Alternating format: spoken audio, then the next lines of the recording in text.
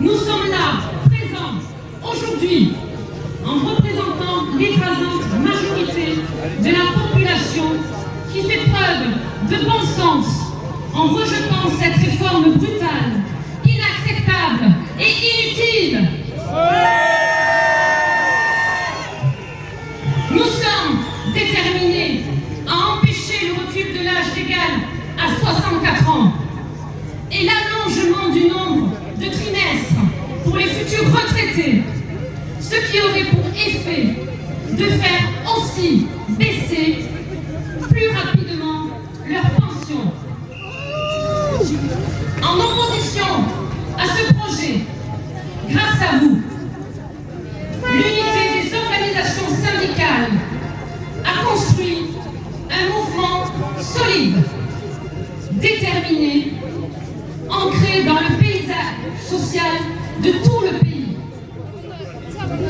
Il révèle aussi l'inquiétude face à la désertification des territoires, le manque de services publics, les incertitudes en matière d'emploi, de salaire et de pouvoir d'achat.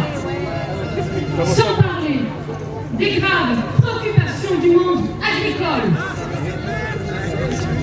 En complément de ces manifestations, c'est plus d'1 million de personnes qui ont signé la pétition en ligne proposée par les organisations syndicales.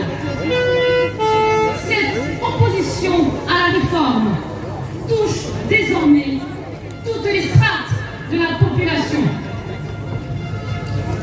Malgré cela, le gouvernement et le président de la République restent sourds et dégradent la cohésion sociale du pays en refusant toujours de retirer ce projet injuste. Dégage Macron!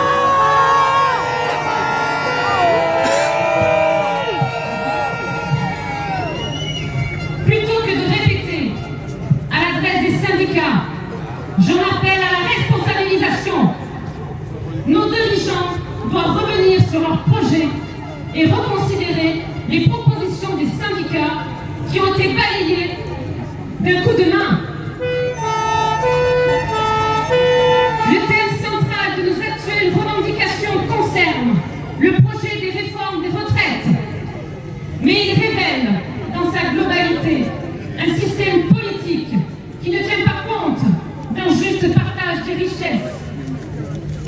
Comment ne pas s'offusquer du cynisme des uns qui étalent des trains de vie fastueux pendant que d'autres, de plus en plus nombreux, peinent à trouver un logement ou un bout de pain pour survivre. Cette situation révoltante doit s'arrêter.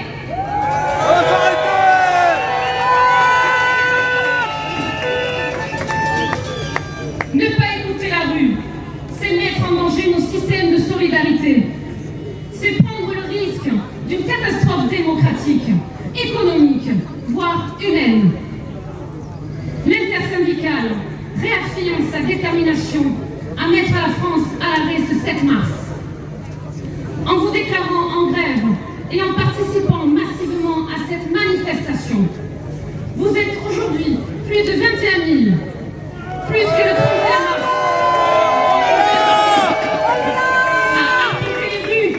De Tarbes, vous montrez, semaine après semaine, votre ferme opposition au projet présenté par le gouvernement. Les organisations syndicales professionnelles ici réunies ont interpellé localement les parlementaires sur la base d'un courrier commun qui leur a été adressé, principalement à mesdames les sénatrices, appelées à examiner la réforme et à se prononcer sur les bancs du Sénat. Ne doutons pas de leur ferme opposition. Et demain, 8 mars, journée internationale de lutte pour les droits des femmes. Nous nous devons de dénoncer partout l'injustice sociale majeure qui nous impacte. Inégalité de carrière, inégalité de retraite, ça suffit!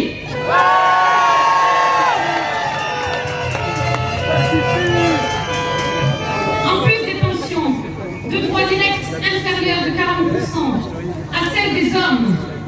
Les femmes sont 2 fois plus nombreuses à travailler jusqu'à 67 ans et 40% d'entre elles partent en retraite avec une pension incomplète. Localement, pour les soutenir, n'oublions pas de rejoindre le rendez-vous Place Verdun demain à 15h40 et de participer à la manifestation qui suivra à 17h.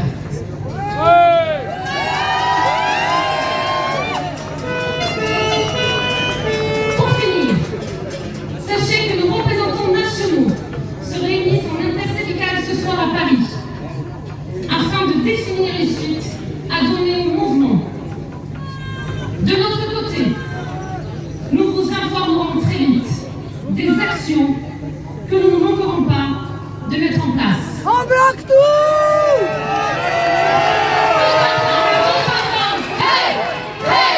Tous ensemble! Tous ensemble! Hey! Hey! Tous ensemble, tous ensemble! Hey! Hey! Tous ensemble! Tous ensemble! Hey! Hey! Tous ensemble! Tous ensemble! Hey! Hey! Tous ensemble, tous ensemble! Hey! Hey! Tous ensemble! Tous ensemble!